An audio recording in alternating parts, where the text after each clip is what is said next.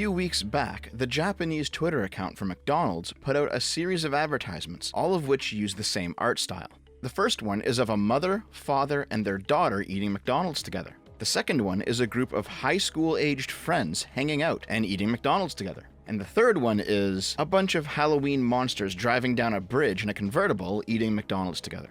Okay, that last one went from normal human situation to strange fantasy occurrence, but all three were a part of the same ad campaign, drawn by the same artist and premiering around the same time, specifically for the Japanese McDonald's audience. And yet, that first one, the family-oriented one, that one went viral online, but not in Japan.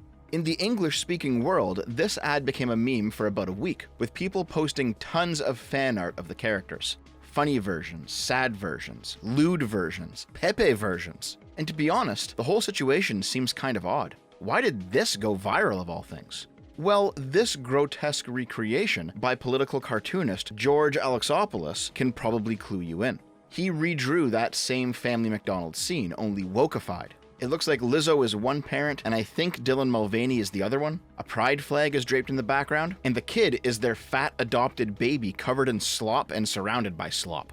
I think the kid is inspired by this early internet meme of a morbidly obese child at McDonald's. This picture is from 2002, guys. I used to see this posted everywhere back in the day. I don't think you could get away with making this picture into a meme nowadays, but it's so prevalent on the internet that it's basically just been grandfathered in at this point. The point is, though, the Family McDonald's ad contained no woke political messaging, no shoehorned minority representation. It was just a normal family dynamic, parents and child enjoying a meal and being happy. It looks like the kind of scene that most regular people would actually want to experience in their own lives. Moreover, for the Zoomer generation, who have known nothing but politically slanted advertising, it was a glimpse into a different reality for just a second.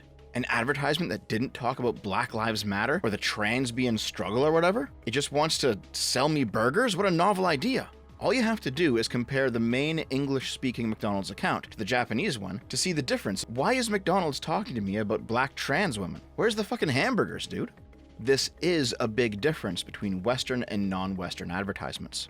Western corporations make political advertising because the people at the top of those corporations believe it will net them more customers if they virtue signal about the latest hot button topic, while people in the middle of these corporations have convinced their superiors of this because they believe they have a moral obligation to push forward a specific partisan message using whatever social or cultural influence they might have. Non-Western corporations tend not to behave this way, and seeing straightforward advertising like this comes as a bit of a shock in 2023. I remember back in school, I took a media arts class, and one section of it was on advertising. Advertising, at least back then, tended to focus around what the viewer can gain by consuming the product. An ad like the McDonald's family one, if we had examined it back in that class, the teacher would have said something like, McDonald's is promoting a specific type of lifestyle, in this case a happy nuclear family, with the subtle implication of, if that lifestyle appeals to you, then you can consume McDonald's and live that lifestyle too. You too can be a part of a happy nuclear family if you eat McDonald's. In that class, we learned that this type of advertising is just subversive in the end. Obviously, eating McDonald's won't be the thing that allows you to have a nuclear family in your life, or a set of school friends, or a car full of Halloween monsters. But the advertisement simply needs to make you feel like it will long enough to make that sale. It's quite insidious. But in 2023, it's also actually quite refreshing, because a lot of Western ad agencies have moved away from that sort of promote a lifestyle advertising and have moved into more direct virtue signaling. McDonald's supports trans rights and BLM. Therefore, if you want to support trans rights and BLM, you should consume McDonald's. You're a good person, aren't you? Don't you support trans rights? Why aren't you consuming McDonald's? It's a significantly more hostile form of advertising. Before, ads would promote a positive vision, a possible future for your life if you just bought their product. It was fake, but at least it was positive. Now, ads in the West tell you that you're a bad person if you don't buy the product. Consumption has become its own form of activism, and you know that this is true.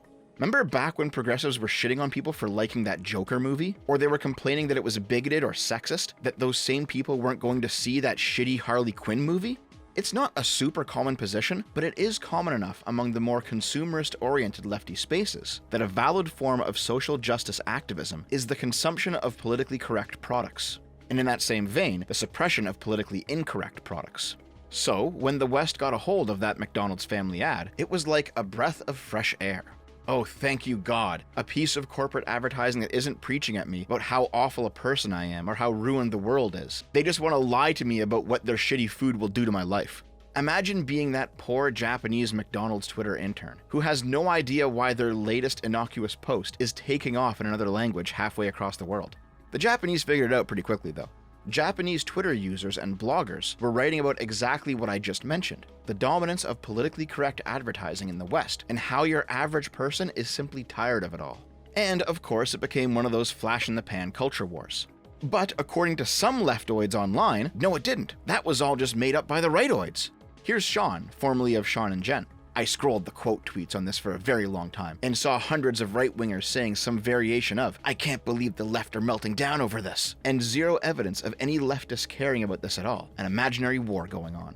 Are you sure about that, Sean? Here's a bunch of posts from left-leaning accounts.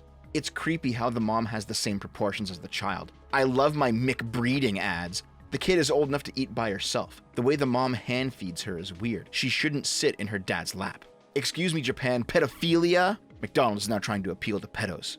These people do quite literally hate the family dynamic promoted in the ad by calling it creepy or weird or pedophilic, because the daughter character happens to, share physical traits with her parents, which is pretty common among people who reproduce, though I guess that's Nazism now, apparently. Also, these people consider childlike innocence to be sexual, and then they call the ad pedophilic. It sounds like they might need their fucking hard drives searched. Moreover, some leftoids actually gave the inverse take of Sean's. Sean said that nobody on the left was culture warring over this when they actually were, while a few of these takes immediately expected the right to culture war over this, which they actually did, presumably for the reasons I mentioned earlier. Sean specifically said, the right gets mad when they see what they consider a non-traditional representation of a family, so they assume the inverse must be true for people to the left of them. But these are leftists who are getting mad at a traditional representation of a family by crying about how they're too straight or too white, or about how this appeals to right-wingers or whatever the fuck. Basically, both sides are now playing idpol, screaming bloody murder online when the next bit of culture doesn't directly represent them. It's just that the left is vastly overrepresented right now, so when a normal-ass family takes center stage for once, it's considered a rare event. Here's everyone's favorite communist Canadian. No, not me, Lance from the Surfs. And he went even stupider. Not a single person of any political persuasion complained about the anime McDonald's family ad. The right hates non-traditional family units so much, they assume the opposite is true. Imagine if the ad had two dads, how the outrage would be going right now.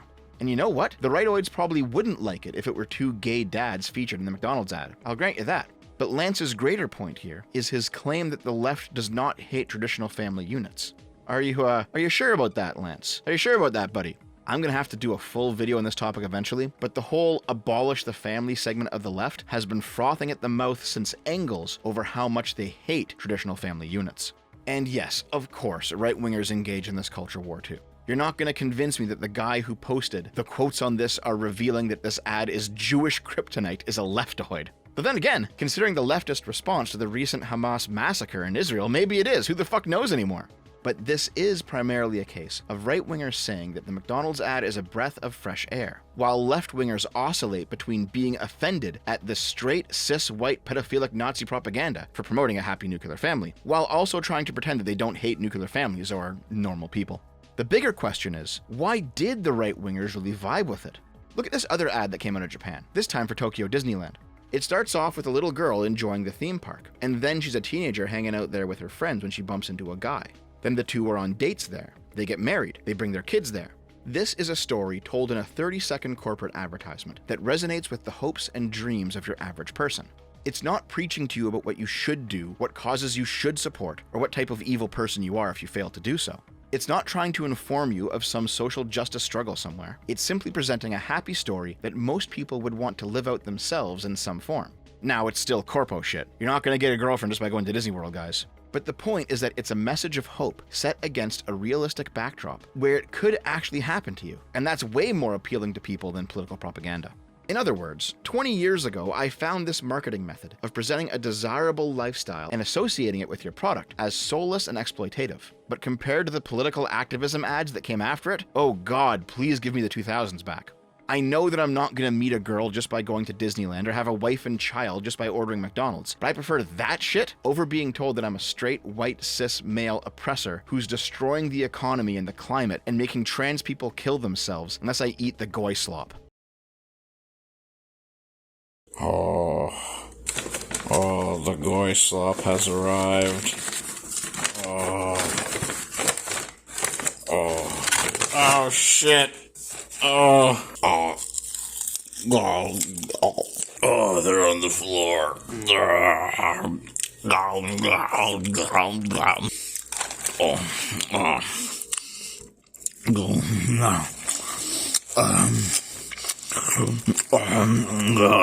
Goy slop.